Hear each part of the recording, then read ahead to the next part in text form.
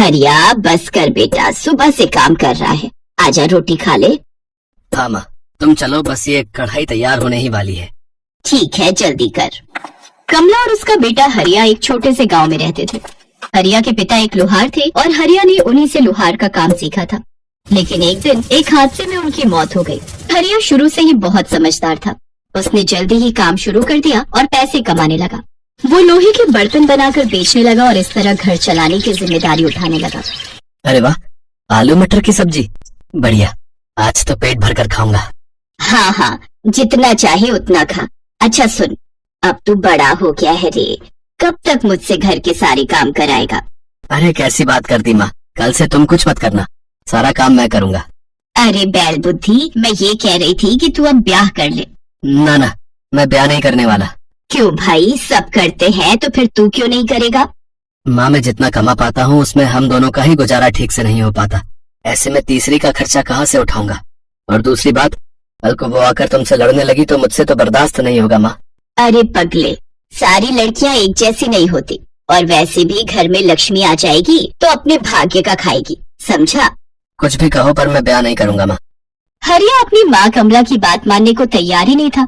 उसने आराम से खाना खाया और फिर साइकिल पर ढेर सारी लोहे की कढ़ाइयाँ रखकर उन्हें बेचने चल पड़ा। दिन भर में मुश्किल से वो 2-3 कढ़ाइयाँ ही बेच पाता था, जिससे उसे 200-250 रुपए मिल जाते थे। बस यही उसकी रोजी थी। और फिर उसी शाम, अरे माँ, ये आलू टमाटर की सब्जी अभी भी रखी है, तुमने खाना नहीं खाया क्या?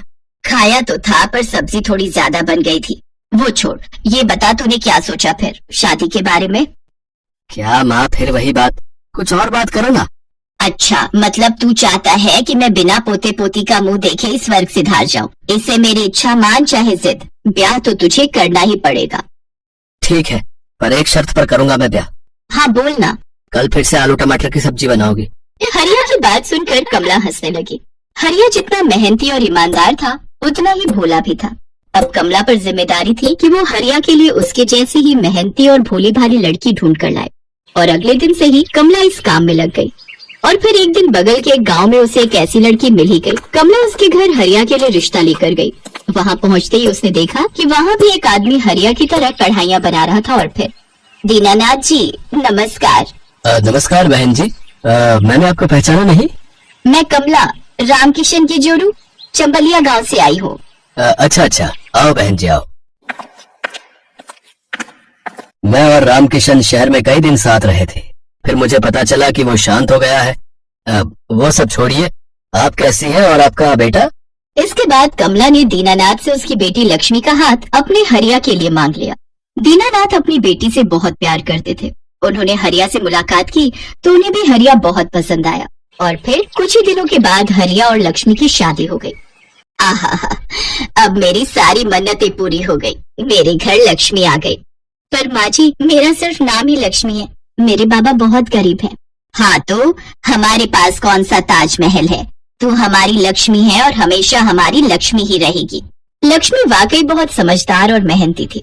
उसने जल्द ही घर का सारा काम संभाल लिया। ये देखकर हरिया को बड़ा सुकून मिलता था।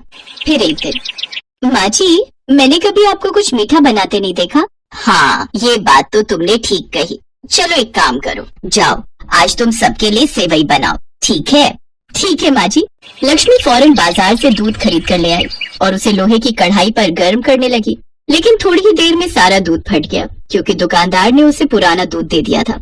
लक्ष्मी को बड़ा बुरा लगा, लेकिन फिर वो कुछ सोचने लगी। ये क्या हो गया, कितना महंगा आया था दूध, अब मैं क्या करूँ? कुछ तो करना ही पड़ेगा। इस फटे दूध का पनीर बना लेती हूँ और फिर खाने में पनीर की सब्जी। कमला ने उस फटे हुए दूध से पनीर बनाया। अरे वाह, देखने में तो बढ़िया लग रहा है। पता नहीं इनको और माँ जी को पसंद आएगा कि नहीं। उस दिन लक्ष्मी ने बहुत प्यार से और ध्यान से पनीर की सब्जी बनाई, वो भी बिल्कुल नए तरीके से और अपनी लोहे की कढ़ाई में। फिर शाम को जब हरिया काम पर से लौटा, आ गए आप, जल्दी से हाथ मुंह धो लीजिए, आज पनीर की सब्जी बनाई है। पनीर? क्या बनाया है, मटर पनीर या शाही पनीर? ना। तो फिर पनीर टिक्का या कढ़ाई पनीर? हाँ, कढ़ाई पनीर है, मगर पनीर टिक्का की तरह। जल्दी से खाकर बताइए ना कैसा बना है।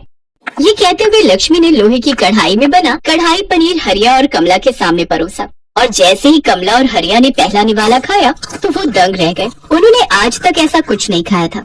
वो भर भर कर लक्ष्मी की तारीफ करने लगे और तभी दरवाजे पर दस्तक हुई। लक्ष्मी के पिता दीनानाथ आए थे। लक्ष्मी ने उन्हें भी अपना कढ़ाई पनीर खिलाया। दीनानाथ भी इस नए तरीके का कढ़ाई पनीर खाकर बहुत खुश हुए और फिर, पता है माँ जी, मैंने आज इस कढ़ाई पनीर को बनाने में बहुत मेहनत की। हाँ, वो दिख भी रहा है बहू, कमाल बनाया है तुमने। माँ जी, मैं क्या सोच रही थी, क्या मैं छोटा सा ढाबा खोलकर यही कढ़ाई पनीर बनाकर बेचूं? कैसा रहेगा? बेटी, इसमें कोई शक नहीं कि तुम्हारी सब्जी बहुत अच्छी है, पर ढाबा खोल सके उतने पैसे हमारे पास नहीं है। आप फिक्र ना करें बहन जी, हम सब मिलकर लक्ष्मी की इच्छा पूरी करेंगे। आप लोगों ने मेरी लक्ष्मी को बहुत प्यार दिया है, तो उसे भी एक मौका मिलना चाहिए अपने परिवार के लिए कुछ करने का। 1 महीने के अंदर ही दोनों परिवारों ने मिलकर एक छोटा सा ढाबा खोल लिया, जहां लक्ष्मी अपना खास लोहे की कढ़ाई और भट्टी में भुना कढ़ाई पनीर बनाकर बेचने लगी। पहले ही महीने लक्ष्मी ने पूरे 20,000 रुपए कमाए और फिर बीतते वक्त के साथ लक्ष्मी के बनाए पनीर को खाने वाले भी बढ़ते गए और उसकी तरक्की भी। और इस तरह लक्ष्मी ने वाकई अपने परिवार के भाग्य खोल दिए।